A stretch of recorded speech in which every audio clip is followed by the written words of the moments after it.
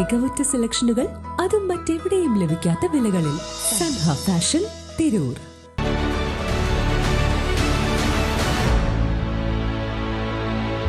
നമസ്കാരം. Butter news on ടൈമിലേക്ക് സ്വാഗതം.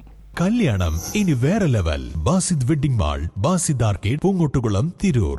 നവംബർ 3 മുതൽ 6 വരെ കാട്ടിലങ്ങാടി ഗവൺമെന്റ് ഹയർ സെക്കൻഡറി സ്കൂളിൽ വെച്ച് നടക്കുന്ന താനൂർ ഉപജില്ലാ കേരള സ്കൂൾ കലോത്സവത്തിന്റെ പന്തലിന്റെ കാൽനാട്ടിൽ കർമ്മം താനൂർ മുനിസിപ്പൽ ചെയർമാൻ റഷീദ് മൊര്യ നിർവഹിച്ചു. താനൂർ ഉപജില്ലാ വിദ്യാഭ്യാസ ഓഫീസർ TS സുമ അധ്യക്ഷയായിരുന്നു. Trendy and customise collection, best in budget. തെയ്യമ്പാട്ടിൽ പോലൊരു ഓപ്ഷൻ വേറെ ഇല്ല.